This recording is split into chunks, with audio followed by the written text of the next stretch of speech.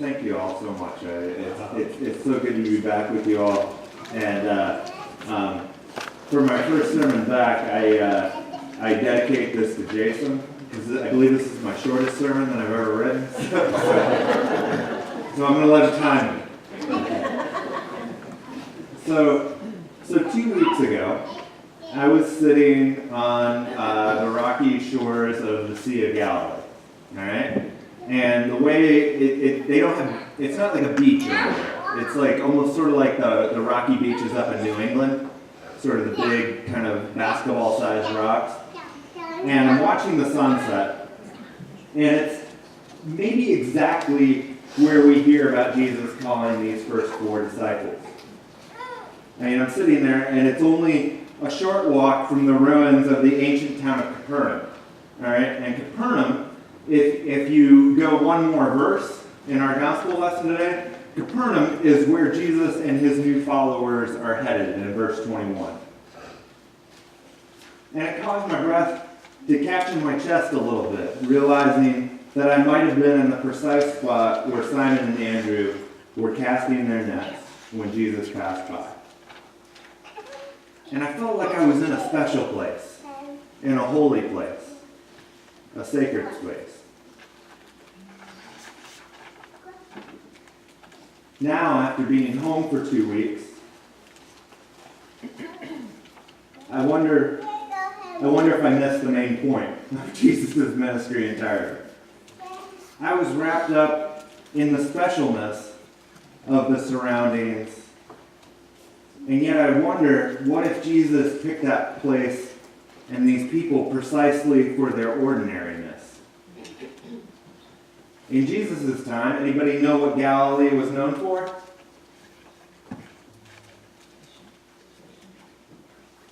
Fishing and nothing. All right? It was known as sort of like Hickville, basically. All right? And later on, when we hear in the book of Acts, where the disciples are speaking different languages, the thing that they say is, aren't these guys Galileans? Because Galileans were known to not be very smart, and they couldn't possibly know multiple languages. We heard it last week when Nathaniel provides honest commentary on Jesus' hometown. Can anything good come out of Nazareth? Not a compliment, guys.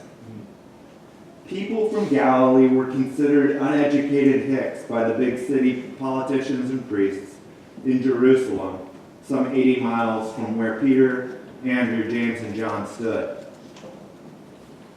I don't know if any of you can imagine being considered, less than by a big city that's close by. I mean, I don't know if anybody.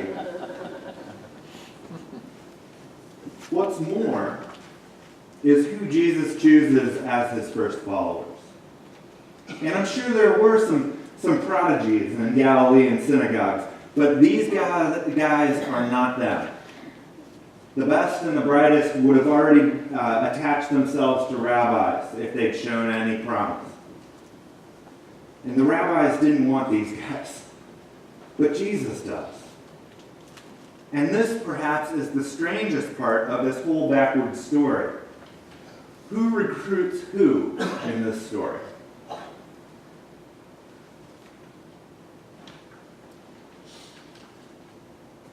You're allowed to cheat. You're always allowed to look. Who recruits who?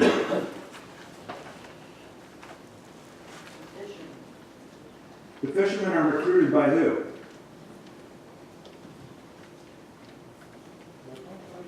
By Jesus, right? Yeah. Jesus comes and he says, I want you. This is not the way it worked back then.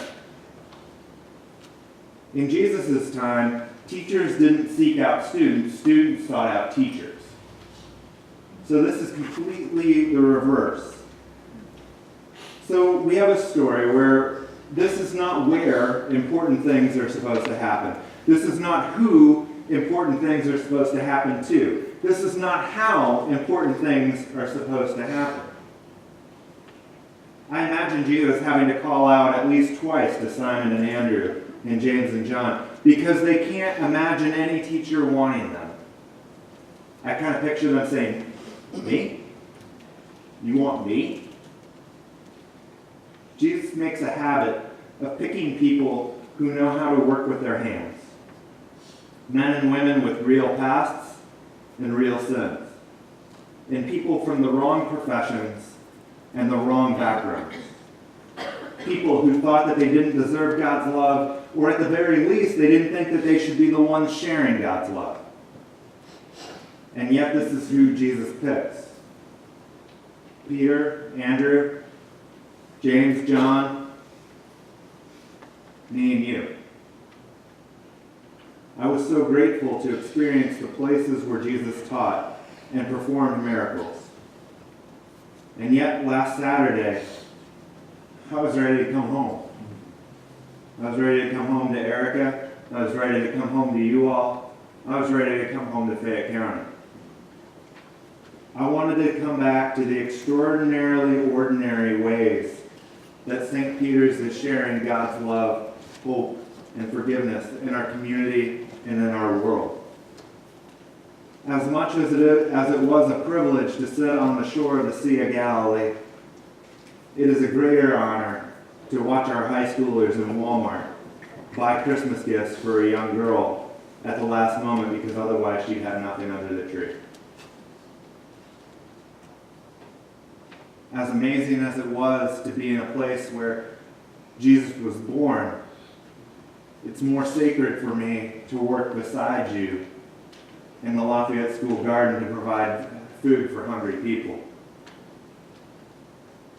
It is more holy to deliver school supplies and Christmas gifts that you donated to kids at Glade Run who are suffering from emotional and mental illnesses. Where the hungry are fed, where the sinners receive forgiveness, where the brokenhearted hear good news of resurrection. This is where I see Jesus walking today. And it's right here, right now, with you. Thanks be to God, and amen.